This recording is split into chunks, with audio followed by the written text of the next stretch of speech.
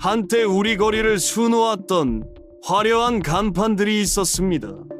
외국에서 건너온 브랜드들은 한국 시장의 문을 두드렸고 우리는 그들을 반갑게 맞이했습니다. 하지만 시간이 흐르면서 많은 브랜드들이 조용히 사라졌습니다.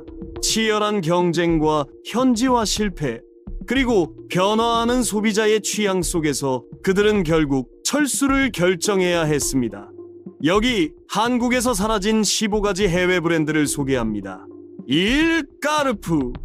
유럽 최대 할인점의 좌절. 1996년 프랑스에서 온 거대한 유통 공룡이 한국 땅을 밟았습니다. 까르푸였습니다. 유럽에서 가장 큰 할인점 체인이자 세계에서 두 번째로 큰 유통기업이었던 까르푸는 자신감에 차 있었습니다. 그들은 서울 창동에 첫 매장을 열었고 넓은 매장과 다양한 상품으로 한국 소비자들을 사로잡으려 했습니다. 까르푸의 매장은 당시 한국에서 보기 드문 규모였습니다. 높은 천장과 넓은 통로, 그리고 끝없이 펼쳐진 상품 진열대는 마치 거대한 창고 같았습니다. 프랑스식 경영 방식을 그대로 들여왔고 자체 브랜드 상품을 적극적으로 밀어붙였습니다. 초기에는 신선한 경험을 찾는 소비자들이 찾아왔습니다. 하지만 문제는 금방 드러났습니다. 까르푸는 한국 소비자들이 원하는 것을 제대로 이해하지 못했습니다. 한국 사람들은 단순히 싼 가격만 원하지 않았습니다. 그들은 친절한 서비스와 신선한 식품, 그리고 빠른 계산을 원했습니다. 까르푸의 셀프 서비스 방식과 대형 포장 상품은 한국의 쇼핑 문화와 맞지 않았습니다. 게다가 이마트와 홈플러스 같은 한국 업체들은 빠르게 배우고 적응했습니다. 그들은 더 공격적인 가격 정책을 펼쳤고 한국 소비자의 취향에 맞는 상품을 채웠습니다. 김치 냉장고와 한국식 반찬을 팔았고 직원들은 친절하게 손님을 맞이했습니다. 까르푸는 점점 밀려났습니다. 2006년 까르푸는 결국 한국에서 완전히 철수했습니다. 10년의 도전은 실패로 끝났습니다. 32개의 매장은 이마트에 매각되었고 파란색과 빨간색의 까르푸 간판은 역사 속으로 사라졌습니다. 세계적인 거대 기업도 현지 시장을 이해하지 못하면 살아남을 수 없다는 교훈을 남긴 채였습니다. 이 월마트, 세계 1위의 예상치 못한 패배. 1998년 세계에서 가장 큰 유통기업이 한국에 상륙했습니다. 월마트였습니다. 미국 전역에서 3,000개가 넘는 매장을 운영하고 연간 매출이 수백조 원에 달하는 거대 기업이었습니다. 그들은 자신들의 성공 공식이 한국에서도 통할 것이라 확신했습니다. 낮은 가격과 효율적인 운영, 그리고 규모의 경제가 무기였습니다. 월마트는 한국에 16개의 매장을 열었습니다. 그들의 매장은 넓고 정돈되어 있었습니다. 미국식 창고형 할인점 스타일을 그대로 가져왔고 대용량 상품과 자체 브랜드 제품을 전면에 내세웠습니다. 가격표는 크고 선명했으며 모든 것이 체계적으로 분류되어 있었습니다. 하지만 한국 소비자들은 월마트의 방식에 익숙하지 않았습니다. 대용량 포장은 좁은 한국 아파트에 맞지 않았습니다. 사람들은 매일 신선한 식재료를 조금씩 사는 것을 선호했습니다. 월마트의 냉동식품과 가공품 중심의 진열은 한국인의 식문화와 거리가 멀었습니다. 계산대에서 직원들이 물건을 담아주지 않는 것도 낯설었습니다. 더 큰 문제는 현지 경쟁자들이었습니다. 이마트는 월마트보다 더 공격적으로 가격을 낮췄고 한국 소비자가 원하는 상품을 정확히 파악하고 있었습니다. 김치와 된장, 그리고 신선한 채소와 생선이 매장 가득 채워졌습니다. 시시코너와 친절한 직원들은 쇼핑을 즐거운 경험으로 만들었습니다. 월마트는 점점 뒤처졌습니다. 2006년 월마트는 결국 한국 사업을 포기했습니다. 8년 동안 흑자를 한 번도 내지 못했고 모든 매장을 이마트에 매각했습니다. 세계 최대 기업도 현지 문화를 무시하면 실패한다는 사실을 증명한 사건이었습니다. 파란색 월마트 간판은 조용히 사라졌고 그 자리에는 이마트의 노란 간판이 걸렸습니다. 3. 노키아. 휴대폰 제국의 몰락. 1990년대 후반 한국 거리 어디서나 노키아 휴대폰을 볼 수 있었습니다. 핀란드에서 온 이 브랜드는 한때 한국 휴대폰 시장 점유율 1위를 차지했습니다. 노키아는 단순히 전화기가 아니었습니다. 그것은 세련됨과 신뢰의 상징이었습니다. 사람들은 노키아를 들고 다니는 것을 자랑스러워했습니다. 노키아의 인기에는 이유가 있었습니다. 제품은 견고했고 디자인은 깔끔했습니다. 배터리는 며칠씩 갔고 떨어뜨려도 쉽게 고장나지 않았습니다. 특히 노키아 5210 모델은 전설이었습니다. 작고 가볍고 내구성이 뛰어났습니다. 뱀 게임은 지루한 시간을 달래주는 친구였고 단순한 벨소리도 개성있게 바꿀 수 있었습니다. 2000년대 초반 노키아는 여전히 강했습니다. 폴더폰과 슬라이드폰으로 다양한 라인업을 선보였고 세계 시장을 지배했습니다. 하지만 한국에서는 변화가 시작되고 있었습니다. 삼성과 LG가 빠르게 기술력을 키웠고 한국 소비자의 취향을 정확히 파악했습니다. 그들은 카메라 기능을 강화했고 화려한 디자인과 다양한 색상을 내놓았습니다. 한국 사람들은 점점 국산 브랜드로 눈을 돌렸습니다. 결정타는 스마트폰 시대였습니다. 2007년 애플이 아이폰을 출시했고 세상은 바뀌었습니다. 노키아는 터치스크린과 앱 생태계의 중요성을 과소평가했습니다. 그들은 신비한 운영체제를 고집했고 변화에 느리게 반응했습니다. 반면 삼성은 빠르게 안드로이드를 받아들였고 갤럭시 시리즈로 한국 시장을 장악했습니다. 2000년대 후반 노키아는 한국 시장에서 급격히 사라졌습니다. 매장에서 노키아 제품을 찾기 어려워졌고 사람들의 기억 속에서도 희미해졌습니다. 한때 최강이었던 휴대폰 제국은 한국에서 완전히 무너졌습니다. 4. 야후 코리아 검색 시장의 패자. 1990년대 후반 인터넷이 막 보급되던 시절 야후는 세계에서 가장 유명한 포털 사이트였습니다. 보라색과 빨간색의 야후 로고는 인터넷 그 자체를 상징했습니다. 한국에서도 마찬가지였습니다. 1997년에 출범한 야후 코리아는 초기 인터넷 사용자들에게 친숙한 이름이었습니다. 야후 코리아의 첫 화면은 단순했지만 매력적이었습니다. 카테고리별로 정리된 링크들이 깔끔하게 나열되어 있었고 이메일 서비스인 야후 메일은 무료로 제공되었습니다. 당시 이메일을 가진다는 것은 특별한 일이었고 많은 사람들이 야후 메일 계정을 만들었습니다. 야후 메신저로 친구들과 실시간으로 대화하는 것도 신선한 경험이었습니다. 하지만 한국의 인터넷 환경은 빠르게 변화했습니다. 1999년 네이버가 등장했습니다. 네이버는 한국어 검색에 특화되어 있었고 지식인 서비스로 사용자들을 끌어모았습니다. 다음도 카페와 블로그로 커뮤니티 문화를 만들어냈습니다. 한국 사용자들은 점점 국내 포털로 옮겨갔습니다. 야후는 대응이 느렸습니다. 그들의 검색 엔진은 한국어를 제대로 이해하지 못했고 한국 사용자들이 원하는 콘텐츠가 부족했습니다. 네이버와 다음은 뉴스, 쇼핑, 카페, 블로그를 하나로 묶어 통합 서비스를 제공했지만 야후는 여전히 검색과 이메일에만 집중했습니다. 시장 점유율은 계속 떨어졌습니다. 2012년 야후 코리아는 결국 서비스를 종료한다고 발표했습니다. 15년 가까이 운영되던 포털 사이트가 문을 닫았고 야후 메일 사용자들은 다른 서비스로 이동해야 했습니다. 한때 인터넷의 대명사였던 야후는 한국에서 완전히 사라졌습니다. 보라색 로고는 추억 속으로 들어갔고 검색창에 야후를 치는 사람은 더 이상 없었습니다. 오, 웬디스 햄버거 전쟁의 탈락자. 1984년 미국의 햄버거 체인 웬디스가 한국의 처음 모습을 드러냈습니다. 빨간 머리 소녀 로고로 유명한 웬디스는 미국에서 맥도날드, 버거킹에 이어 세 번째로 큰 패스트푸드 브랜드였습니다. 그들은 신선한 고기를 사용한다는 점을 강조했고 사각형 패티가 특징이었습니다. 한국 소비자들에게 웬디스는 새롭고 이국적인 선택지였습니다. 초기에는 반응이 나쁘지 않았습니다. 웬디스의 햄버거는 두툼했고 프로스티라는 디저트 메뉴도 인기가 있었습니다. 하지만 경쟁은 치열했습니다. 맥도날드는 이미 한국 시장에 깊이 뿌리 내리고 있었고 롯데리아는 한국인의 입맛에 맞춘 메뉴로 승부했습니다. 웬디스는 가격 경쟁에서도 현지화 전략에서도 뒤처졌습니다.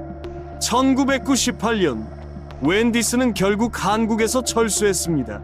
15년이 지난 2013년 웬디스는 다시 돌아왔습니다.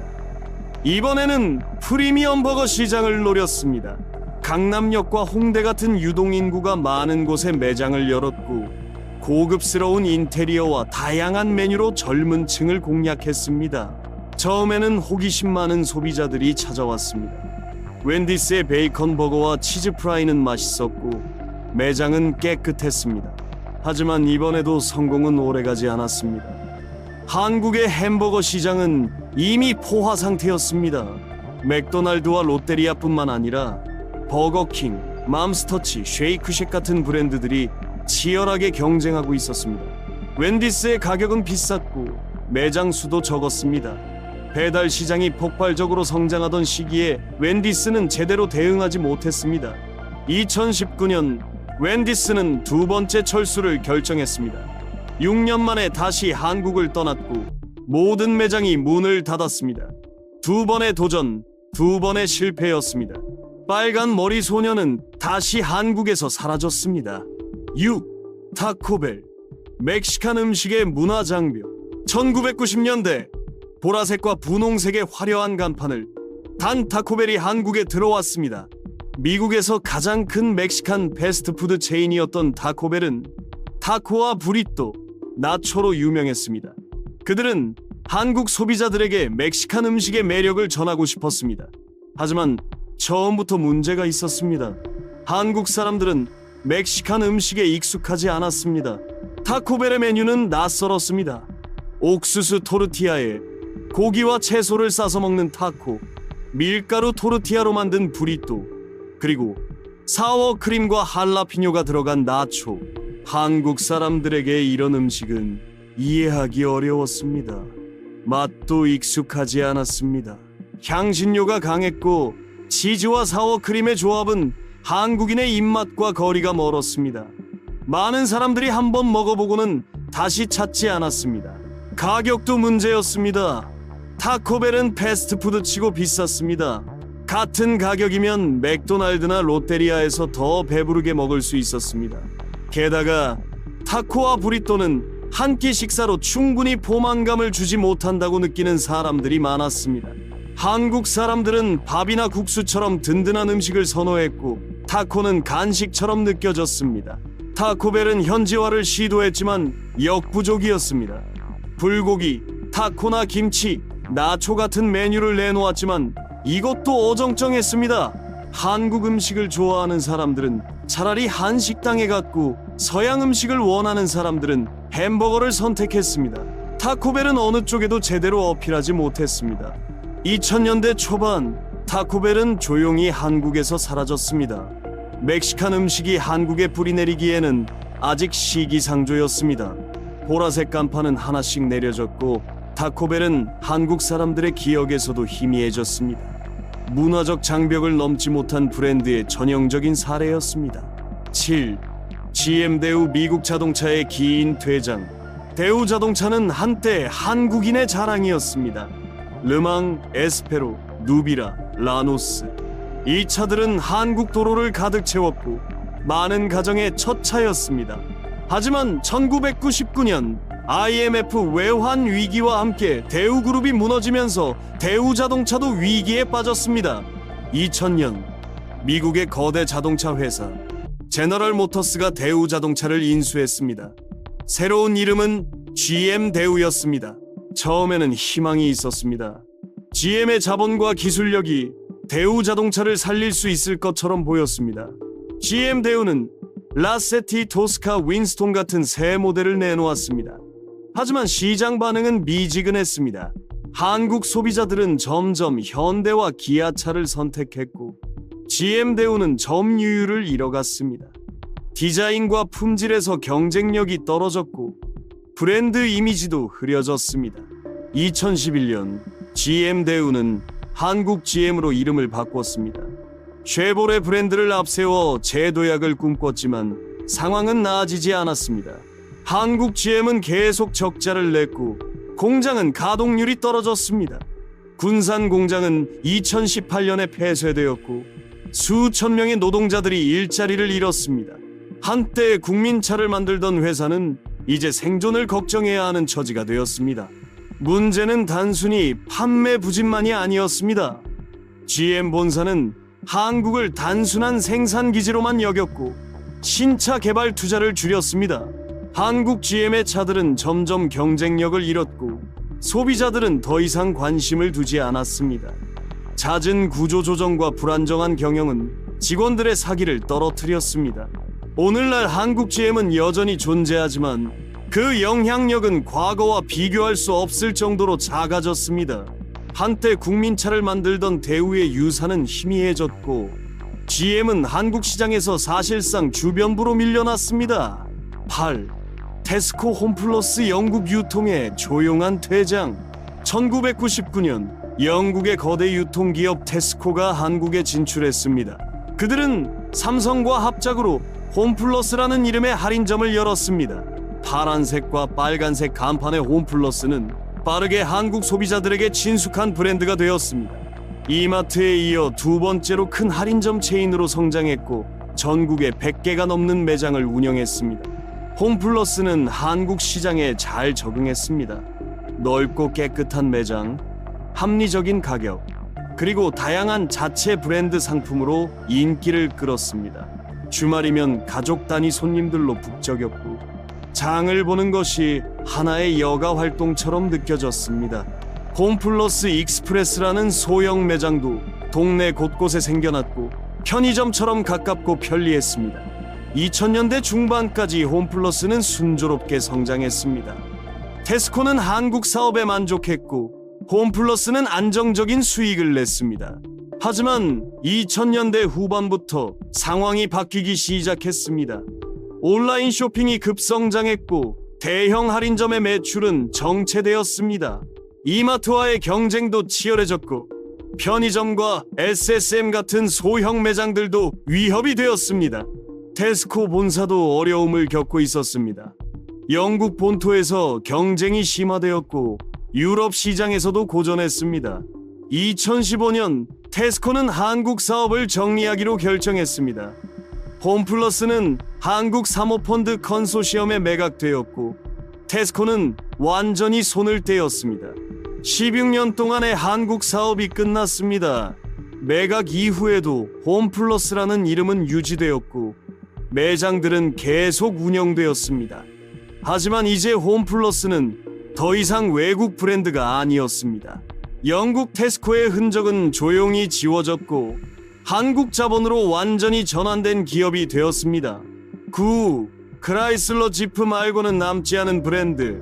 크라이슬러는 한국 자동차 역사에서 특별한 위치를 차지합니다.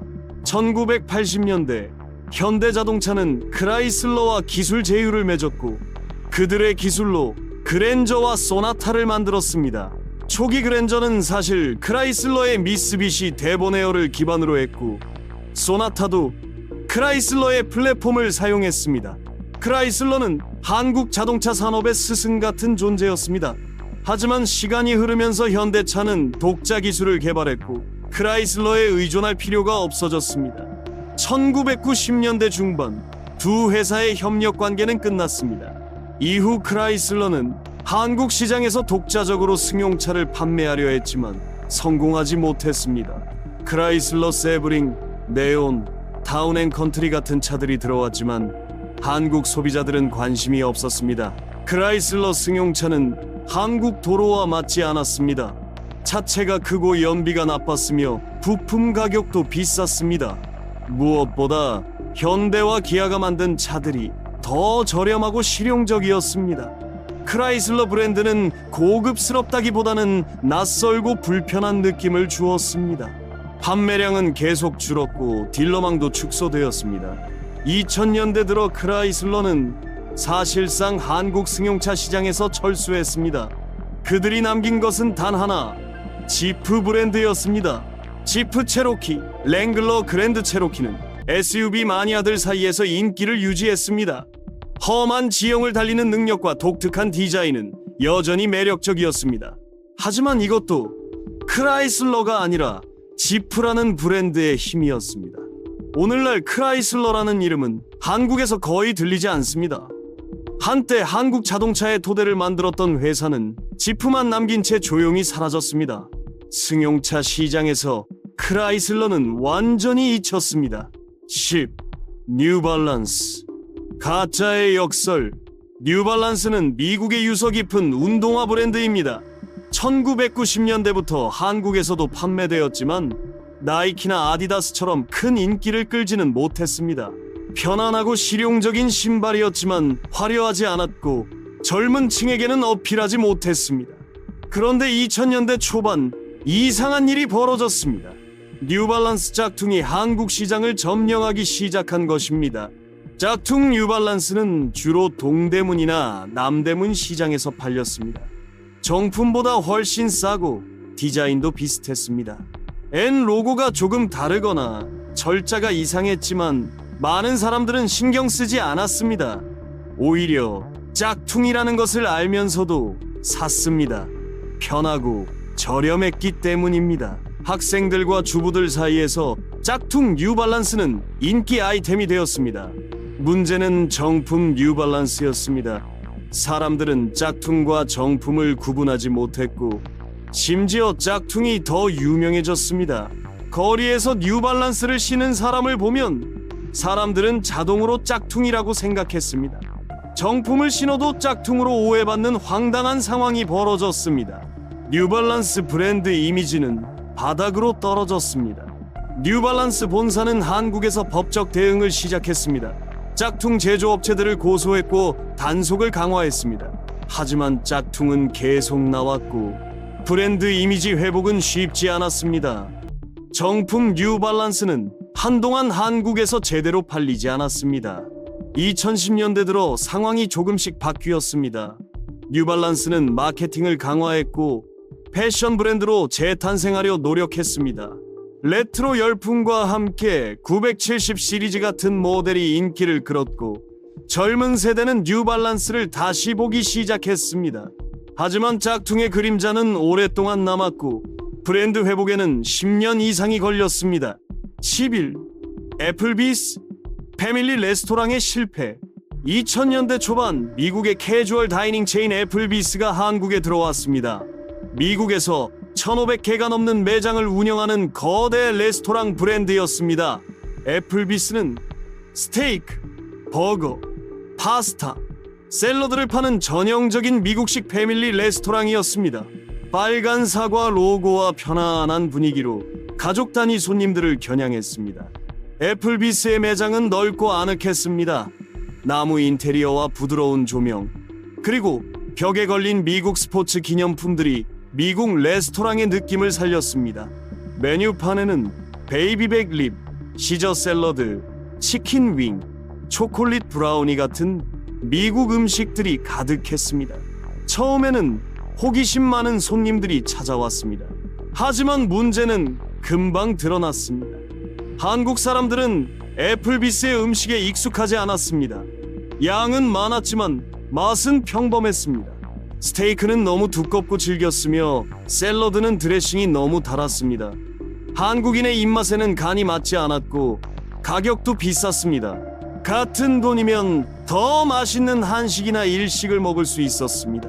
게다가 한국에는 이미 아웃백 빕스 마르쉐 같은 패밀리 레스토랑들이 자리 잡고 있었습니다. 이들은 한국 소비자의 취향을 잘 알았고 샐러드바와 뷔페 같은 서비스로 차별화했습니다. 애플비스는 현지화 노력도 부족했고 경쟁에서 밀려났습니다. 매장을 찾는 손님은 점점 줄었고 분위기는 한산해졌습니다. 몇 년 지나지 않아 애플비스는 한국에서 철수했습니다. 미국에서 성공한 공식이 한국에서는 통하지 않았습니다. 빨간 사과 간판은 조용히 내려졌고 애플비스는 한국 사람들의 기억에서 빠르게 잊혔습니다. 미국식 패밀리 레스토랑의 또 다른 실패 사례였습니다. 12. 토이저러스. 장난감 왕국의 패전. 토이저러스는 아이들의 천국이었습니다. 1990년대 후반 한국에 들어온 이 거대한 장난감 매장은 온통 장난감으로 가득 찬 꿈의 공간이었습니다. 높은 천장까지 닿는 진열대에는 레고, 바비 인형, 트랜스포머, 미니카가 빼곡히 놓여 있었습니다. 입구에 서 있는 기린 마스코트 제프리는 아이들을 반갑게 맞이했습니다. 주말이면 토이저러스는 가족들로 북적였습니다. 아이들은 매장을 누비며 갖고 싶은 장난감을 찾았고 부모들은 그 뒤를 따라다녔습니다. 매장 안에서 장난감을 직접 만져보고 작동시켜 볼 수 있었습니다. 크리스마스 시즌이면 사람들로 발 디딜 틈이 없었고 포장된 선물 상자를 든 손님들이 줄을 이었습니다. 하지만 2000년대 들어 상황이 바뀌기 시작했습니다. 온라인 쇼핑이 빠르게 성장했고 사람들은 집에서 편하게 장난감을 주문했습니다. 쿠팡, 옥션, 지마켓 같은 사이트에서는 토이저러스보다 더 싼 가격에 같은 제품을 팔았습니다. 배송도 빨랐고 리뷰도 볼 수 있었습니다. 굳이 큰 매장까지 갈 이유가 없어졌습니다. 토이저러스는 높은 임대료에도 시달렸습니다. 대형 매장을 유지하는 비용은 엄청났고 매출은 계속 줄었습니다. 본사도 전 세계적으로 어려움을 겪고 있었습니다. 미국에서도 수백 개의 매장이 문을 닫았고 결국 파산 신청을 했습니다. 2018년 토이저러스는 한국에서 완전히 철수했습니다. 마지막 남은 매장들이 하나씩 문을 닫았고 폐점 세일 표지판이 걸렸습니다. 한때 아이들의 꿈이 가득했던 거대한 장난감 왕국은 텅 빈 공간으로 변했습니다. 제프리 기린도 사라졌고 토이저러스는 추억 속으로만 남았습니다. 온라인 시대가 오프라인 매장을 이긴 명확한 사례였습니다. 13. 아메리칸 어페럴. 패션 브랜드의 파산. 2000년대 중반 아메리칸 어페럴은 힙스터 문화의 상징이었습니다. 로스앤젤레스에서 시작된 이 브랜드는 심플한 베이직 의류로 전 세계 젊은이들을 사로잡았습니다. 무지 티셔츠, 후드 집업, 레깅스, 데님 반바지, 화려한 로고나 프린트 없이도 세련되고 캐주얼한 스타일을 만들었습니다. 한국에도 2000년대 후반 들어왔고 홍대와 명동에 매장을 열었습니다. 아메리칸 어페럴의 매장은 깔끔했습니다. 흰색 벽과 밝은 조명, 그리고 색깔별로 정돈된 옷들이 미니멀한 느낌을 주었습니다. 옷의 품질은 좋았고 면 소재는 부드러웠습니다. 미국에서 제작된다는 점도 특별했습니다. 젊은 디자이너와 예술가들이 즐겨 입었고 브랜드는 독립적이고 자유로운 이미지를 만들었습니다. 하지만 아메리칸 어페럴에는 문제가 많았습니다. 창립자의 성추문 스캔들이 끊이지 않았고 회사 경영은 엉망이었습니다. 가격은 베이직 의류치고 비쌌고 유니클로나 자라 같은 브랜드들이 더 저렴한 가격에 비슷한 제품을 내놓았습니다. 시장 경쟁력은 점점 떨어졌고 매출은 급감했습니다. 2015년 아메리칸 어페럴 본사는 파산 보호 신청을 했습니다. 회사는 구조조정에 들어갔지만 상황은 나아지지 않았습니다. 2017년 결국 완전히 파산했고 모든 매장이 문을 닫았습니다. 한국 매장도 예외가 아니었습니다. 홍대와 명동의 깔끔한 흰색 매장은 하나씩 사라졌고 폐점 세일 표지판이 걸렸습니다. 아메리칸 어페럴은 한때 젊은 문화의 아이콘이었지만 경영 실패와 스캔들로 무너졌습니다. 브랜드는 이후 다른 회사에 인수되었지만 예전의 영광은 돌아오지 않았습니다. 한국에서도 아메리칸 어페럴의 흔적은 완전히 사라졌고 이제는 추억 속 브랜드로만 남았습니다. 14. 베스킨라빈스, 던킨도너츠 통합 매장, 두 브랜드 전략의 포기. 1990년대와 2000년대 초반 한국 거리에는 독특한 매장이 많았습니다. 분홍색 간판의 베스킨라빈스와 주황색 간판의 던킨도너츠가 한 건물에 함께 있는 통합 매장이었습니다. 두 브랜드는 같은 회사 소유였고 시너지 효과를 노렸습니다. 아이스크림과 도넛을 한 곳에서 살 수 있다는 것은 편리했고 매장은 항상 사람들로 붐볐습니다. 통합 매장의 분위기는 활기찼습니다. 한쪽에서는 31가지 맛 아이스크림을 고르는 사람들이 줄을 섰고, 다른 쪽에서는 갓 튀긴 도넛 냄새가 퍼졌습니다. 아이들은 베스킨라빈스 쪽으로 달려갔고, 어른들은 던킨 도너츠 커피를 들고 나왔습니다. 가족 나들이나 친구들과의 만남 장소로도 인기가 많았습니다. 하지만 시간이 지나면서 두 브랜드는 각자의 전략을 세우기 시작했습니다. 베스킨라빈스는 프리미엄 아이스크림 브랜드로 포지셔닝했고, 던킨 도너츠는 커피와 베이커리에 집중했습니다. 통합 매장은 점점 줄어들었고 독립 매장이 늘어났습니다. 2000년대 후반부터 두 브랜드는 완전히 분리되어 운영되었습니다. 던킨 도너츠는 한국 시장에서 고전했습니다.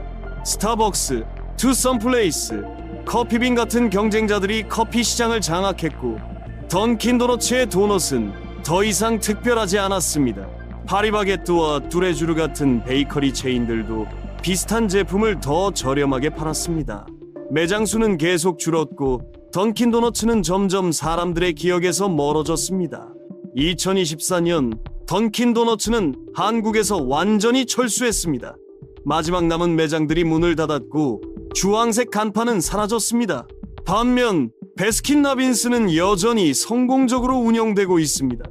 한때 한 건물에서 함께했던 두 브랜드는 완전히 다른 운명을 맞이했습니다. 15. 이케아의 어려움, 조립 문화의 벽. 2014년 스웨덴의 거대 가구 브랜드 이케아가 드디어 한국에 상륙했습니다. 전 세계에서 성공한 이케아는 한국에서도 인기를 끌 것이라 확신했습니다. 광명에 첫 매장을 열었고 사람들은 호기심에 가득 차 찾아왔습니다. 넓은 매장과 북유럽 디자인의 저렴한 가구들은 신선했고 매장 안을 걸으며 쇼룸을 구경하는 경험도 즐거웠습니다. 하지만 문제는 금방 드러났습니다. 이케아의 가장 큰 특징인 셀프 조립 시스템이 한국 소비자들에게는 낯설었습니다. 한국 사람들은 가구를 사면 완제품으로 배송받고 직원이 설치해주는 것에 익숙했습니다. 납작한 박스에 든 부품들을 보고 당황했고 복잡한 조립 설명서는 더욱 어려웠습니다. 조립하다가 포기하거나 유료 조립 서비스를 신청하는 사람들이 많았습니다. 배송비 논란도 컸습니다. 이케아는 매장이 도심에서 멀었고 대중교통으로 접근하기 어려웠습니다. 배송을 신청하면 비용이 10,000원에서 100,000원까지 나왔고 가구 가격보다 배송비가 더 비싼 경우도 있었습니다. 한국 소비자들은 무료 배송에 익숙했기 때문에 이케아의 배송 정책에 불만이 쏟아졌습니다. 가구 품질에 대한 평가도 엇갈렸습니다. 저렴한 가격은 매력적이었지만 내구성이 떨어진다는 의견이 많았습니다. 한샘이나 리바트 같은 한국 가구 브랜드들은 더 튼튼하고 실용적이었으며 서비스도 좋았습니다. 이케아는 점점 경쟁력을 잃었습니다. 2020년대 들어 이케아는 일부 매장을 폐점했습니다. 광명 매장은 영업을 중단했고 고양 매장도 축소되었습니다. 이케아는 여전히 한국에 있지만 초기의 기대만큼 성공하지 못했습니다. 조립 문화와 배송 시스템의 차이는 생각보다 큰 벽이었고 이케아는 한국 시장에서 여전히 어려움을 겪고 있습니다.